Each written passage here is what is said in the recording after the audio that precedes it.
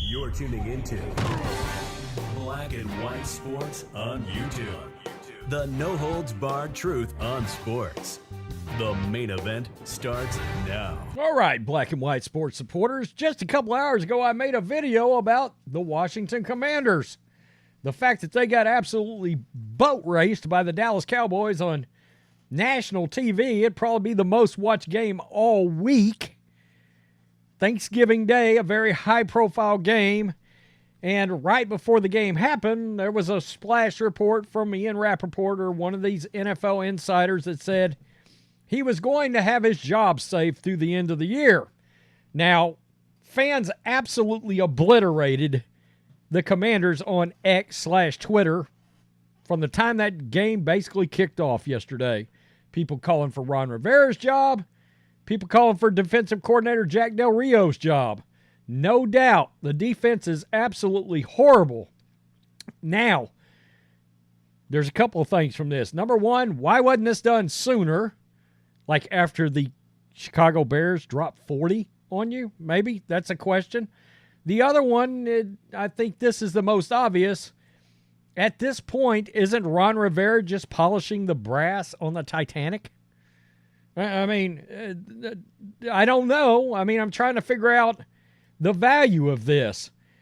Except, and this is all I can think, Josh Harris called in Ron Rivera this morning and probably said, well, you either do this or everybody involved here is going out the door. Mainly you and Jack Del Rio. Now, I did present earlier, well, why in the world has Ron Rivera not been fired? And I got a somewhat of a conspiracy theory, but it's my theory that Bill Belichick's already been determined that he's going to take this job. There was rumors coming out last week about the fact that Belichick already knows where he's going, and this stuff always happens behind the scenes, sometimes months before it happens.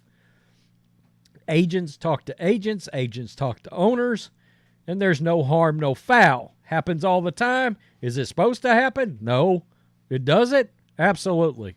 Standard operating procedure. Rooney Rule or not. Outkick. After the Commanders were crushed by the Dallas Cowboys on Thanksgiving Day, Coach Ron Rivera was asked his thoughts about his job security, and basically he wasn't worried. But defensive coordinator Jack Del Rio should have been. Ron Rivera and the Commanders dropped this statement out there basically right after I dropped that video earlier. Today, I relieved Jack Del Rio and Brent Vesselmayer of their duties. I appreciate all they contributed to the organization over the past 4 seasons and wish them all the best moving forward. So it sounds like maybe he got an ultimatum, make this move or you're out. So he's going to call the defense. Okay.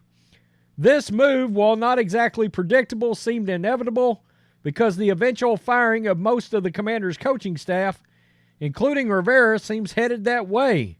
Del Rio is getting axed, and Rivera is replacing him as the de facto defensive coordinator because the Commanders are bad on defense. They've given up 30 or more points in 7 games this season. The Commanders have given up an NFL high 49 plays of 20 yards or more. Yikes. Commanders are allowing an average of 29.2 points per game on defense. Before he became a head coach in 2011, Ron Rivera was the defensive coordinator in both Chicago and San Diego for 6 years. Ron Rivera becomes the Commanders' defensive coach, and one supposes if Rivera can show significant improvement in the season's final 5 games for the embattled unit, he can present to ownership as a reason to stay the course in 2024. Look, my only question to that would be, you had Montez Sweat, who's showing his ass with the Bears right now. You had Chase Young, who I believe in 2 weeks has 1.5 sacks already for the Niners. You had those 2 sort of star talents on the defensive line, and you were able to do nothing with them? I'm still baffled by that. I mean, look, the pass pressure from the Chicago Bears defense was night and day the moment Sweat went into the lineup. I mean, just that quick. And now that talent is gone, along with Trent Williams and a lot of other guys. But the truth is, Rivera has a much bigger problem because he is responsible for the whole club, and the Commanders have a 4-8 record and seemingly headed in the wrong direction with 5 losses in the last 6 games.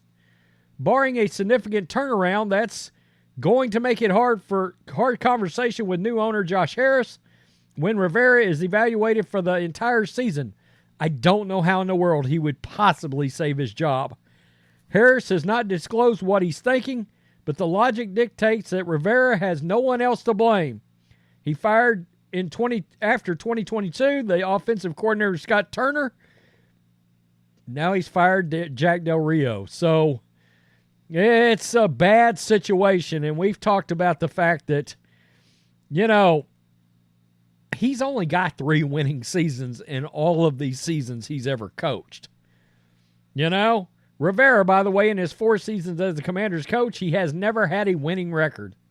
After 4 seasons, you've never had a winning record. Last year, they were 8-8-1. I mean, yikes. That's really not good. He come out and he made those comments about the fact that he really wasn't worried about his job after the game.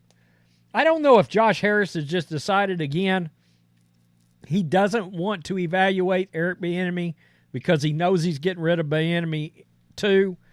I had a theory, well, wouldn't you want to evaluate Eric Bieniemy as a head coach because we've had it shoved down our throats the last 5 seasons that, oh my God, it's a travesty that Eric Bieniemy is not a head coach. So there he is. He's on your staff.